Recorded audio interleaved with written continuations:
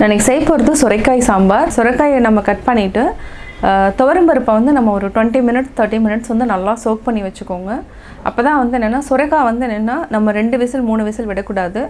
ஒரு விசில் விட்டோன்னே நம்ம வந்து அதில் இருக்கிற ஆவி வந்து நம்ம ரிலீஸ் பண்ணி விட்டுறணும். இது கூட நம்ம வந்து தக்காளி எல்லாமே ஆட் பண்ணிவிட்டு நம்ம செய்யலாம். வாங்க எப்படி செய்கிறதுன்னு பார்க்கலாம். நான் செய்ய போகிறது சுரைக்காய் சாம்பார். தேவையான பொருட்கள் 50 கிராம்ஸ் துவரம்பருப்பு எடுத்திருக்கேன். இதை வந்து தண்ணியில் ஒரு 1/2 hour சோக் பண்ணி வச்சுருக்கேன். ஒரு தக்காளி, ஒரு பச்சை மிளகாய், ஒரு சுரைக்காயில் பாதி இருந்தாவே போதும். இது வந்து அரை சுரைக்காய் எடுத்திருக்கேன். நான் பெருங்காயம் ஒரு சிட்டிகை எடுத்திருக்கேன். 1 டேபிள் ஸ்பூன் சாம்பார் தூள் இல்லைன்னா மிளகாத்தூள், 1/4 டேபிள் ஸ்பூன் வந்து மஞ்சள் தூள் எடுத்திருக்கேன்.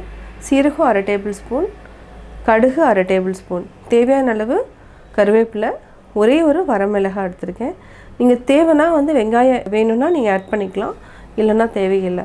ஃபஸ்ட்டு வந்து நம்ம என்ன பண்ணணும்னா இந்த தண்ணியில் சோக் பண்ணியிருக்கிறதோட சுரைக்காய், தக்காளி, பச்சை மிளகாய், மஞ்சள் தூள் எல்லாத்தையுமே நம்ம ஒன்றா தான் ஆட் பண்ண போகிறோம். இதை வந்து தனியாக வேக வச்சு தனியாகலாம் பண்ணக்கூடாது, டேஸ்ட் வந்து மாறிடும். ஆல்ரெடி ஒரு 30 மினிட்ஸ் சோக் பண்ணி வச்சுருக்கிறதுல நம்ம வந்து தக்காளி ஆட் பண்ணிக்கலாம். தக்காளி, சுரைக்காய், பச்சை மிளகாய் 1 இது எல்லாத்தையுமே நம்ம ஆட் பண்ணிக்கலாம். இது கூட ஒரே ஒரு டேபிள் ஸ்பூன் சாம்பார் பொடி, உங்கள் சாம்பார் பொடி இல்லைன்னா நம்ம வந்து மிளகாத்தூளே ஆட் பண்ணிக்கலாம், மஞ்சத்தூள் இது எல்லாத்தையுமே நம்ம ஆட் பண்ணிவிட்டு பெருங்காயம் இதுவும் நம்ம ஆட் பண்ணிக்கலாம். இதை வந்து ஒரு விசில் விட்டு எடுத்துக்கலாம். ஒரு விசில் விட்டதுக்கப்புறம் நம்ம வந்து அது கேஸ் அடங்குற வரைக்கும் வெயிட் பண்ணக்கூடாது. நம்ம கொஞ்ச நேரத்துலேயே அந்த கத்தியோ ஏதாவது கரண்டி வச்சோ நம்ம அந்த வந்து ஆவி அடங்கிறத சீக்கிரமாக நம்ம எடுத்துடணும். அப்போ தான் வந்து அதாவது ரொம்ப வேகாமல் ஆஃப் பாயிலோடு இருந்தால் தான் நல்லாயிருக்கும். இப்போ எப்படி செய்கிறதுன்னு பார்க்கலாம். இப்போ நம்ம கேஸ் ஆன் பண்ணியாச்சு. ஒரு 2 மினிட்ஸ் வந்து நீங்கள் ஓப்பனில் வச்சுட்டு அதுக்கப்புறம் வந்து நம்ம மூடி போட்டுக்கலாம். நல்லா மிக்ஸ் பண்ணி விட்டுக்கோங்க.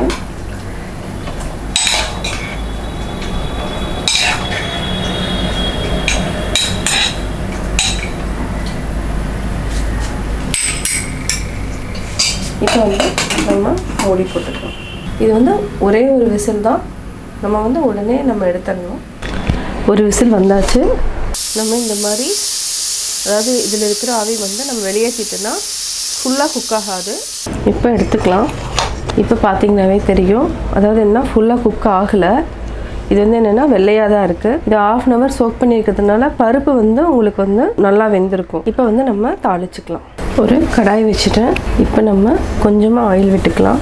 1 டேபிள் ஸ்பூன் அளவுக்கு நான் ஆயில் விட்டுட்டேன். நல்லா காஞ்சதுக்கப்புறம் கடுகு, சீரகம் போட்டுக்கலாம். ஒரு வரமிளகாய், கொஞ்சமாக கருவேப்பிலை. இப்போ நம்ம ஆல்ரெடி வேக வச்சுருக்கிறத ஆட் பண்ணிக்கலாம். நல்லா மிக்ஸ் பண்ணிவிட்டுட்டு ஆஃப் பண்ணிக்கோங்க. அவ்வளோதான், சாம்பார் ரெடி ஆயிடுச்சு.